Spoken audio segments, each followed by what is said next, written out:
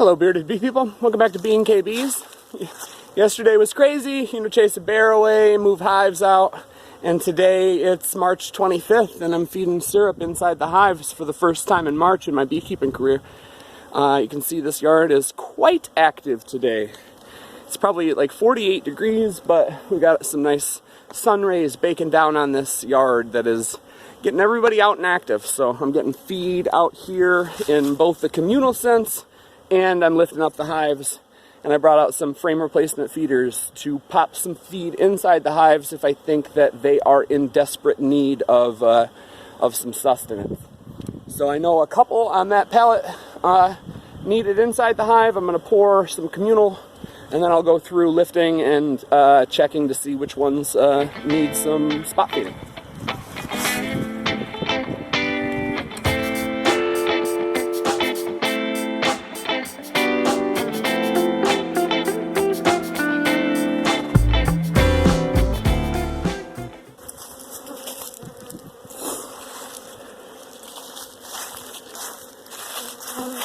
The other one looked pretty similar. The other one is a single that survived on the ground with a screen bottom board at the other yard. We moved it out here yesterday after the bear issues. But yeah, so that is what I like to see. If it was a little warmer, I would probably be checking the bottom box to see if I could reverse it or condense. But I'm not going to do that right now. I'm just going to pop out one of those outer frames and replace it with a frame replacement feeder. And try not to get as stung as I did on the other one, because I do not have protective equipment.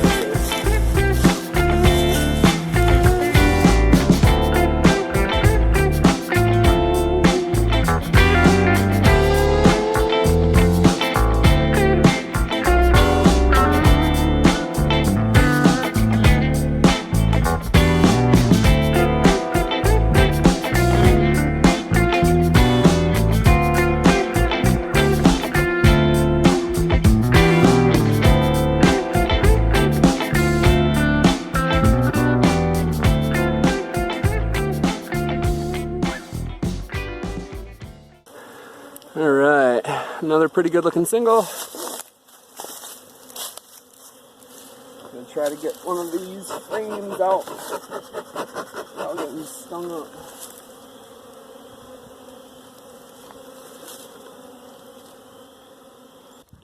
Alright, so now here I am at another of our yards practicing social isolation, which means business is normal, of course. There you see about 20 or 24 hives over there, about 20 right there, got 4 over there in a corner, and so I'm doing the same thing, just checking to see if they're heavy enough for me to feel comfortable over the next couple of weeks, or if I need to pop some sugar inside the hive today right now. So start over here in this little corner. I'm just going to go through removing rocks from the ones that need food, and then I'll come back through and apply the food.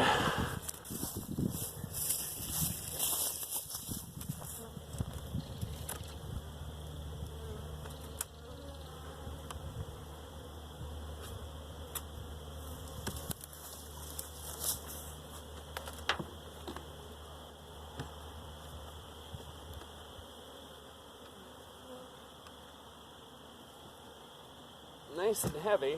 I'm going to check to see what the cluster looks like, if this top will pop off easily for me.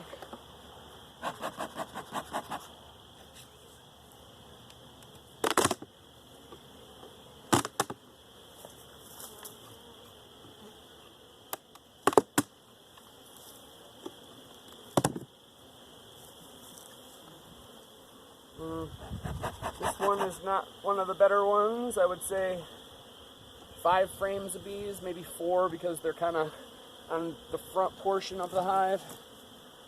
So, I mean, it's not bad for a single in a little shaded corner.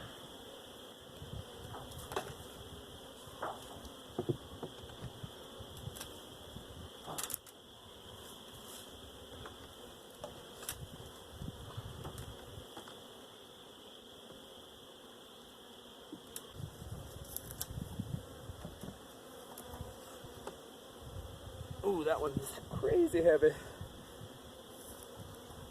See if this one will let me look at, see what's going on in a double. I've not lifted up any lids on any doubles yet.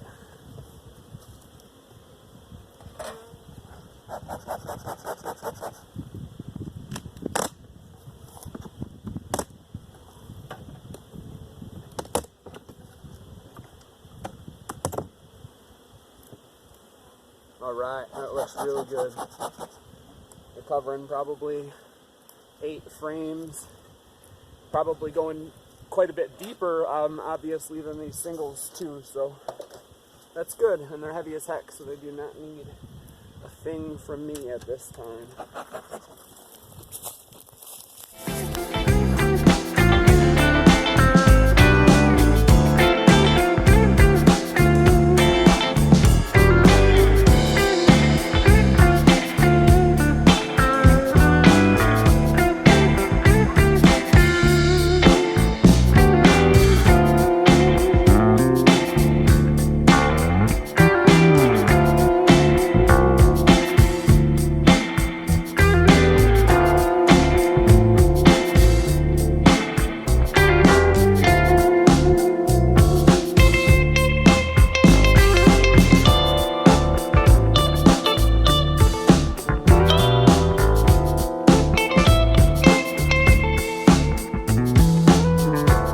Alright, so here was my last yard of the day.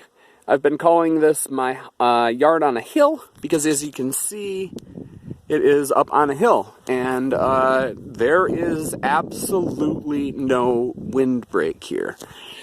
So I wanted to talk a little bit about that and talk about what I've found out over the last couple of years in terms of choosing ideal spots to set up bee yards. And that is essentially that sun is way more important than windbreak. As long as your hive equipment is solid and not drafty, and you've had, or the bees have had the ability to propolize everything together in the fall and the last part of the summer, then I worry at this point in my beekeeping career way more about sun than I do about wind. So once again, as I said, this yard has absolutely no windbreak. We're looking north here, we're looking west here, you got south here, and it is a clear view of the southern sky. So I was concerned a little bit about leaving these hives out here last fall because of the fact that they didn't have a windbreak. Now, I've learned the sun thing in a bad way. A few years ago, we had one yard that was facing north with a windbreak to the south, and that was a drastic, bad decision. That was a stupid rookie mistake that I made, and that cost me like 14 or 15 colonies. I think that was 3 or 4 years ago. So after that, I knew, that can't happen. We're in Michigan, and they have to have the ability to have sun to be able to maintain heat, and they also have to have the ability to have sun to know when the spring is starting and to know when they should break out of their cluster and start to rear brood and become ready for the year to come. So this is the opposite extreme because, once again, there's no windbreak at all, but they have all of the access to southern sun that they could ever want, and we lost one colony out here. So, 90-something%. So yeah, that is my advice to you guys. If you're looking for new bee yards and looking for new spots to put bees, the sun is very important. It helps for them to maintain the proper moisture levels inside the hive. It allows for them to be able to more easily regulate the temperature inside the hive. And like I said, at this point in my beekeeping career, I realized that if you're going to keep bees in a cold northern location, you have to make sure that those hives, that yard has ample access to the winter sun, because it is an essential piece of the overwintering puzzle. So, as I said, or no, I don't think I've said it yet. I did, but I'm going to cut that part of the video out, so I'll say it again now. Thank you very much for watching. Get out there and have some fun with your bees. I hope you guys are out enjoying a nice late March bee day the way I am, and seeing a bunch of awesome, healthy-looking clusters and heavy hives, and it's a good omen for good things to come in the bee year. So I hope that happens for all of us. Thanks for watching. Get out there and have some fun with your bees. See ya.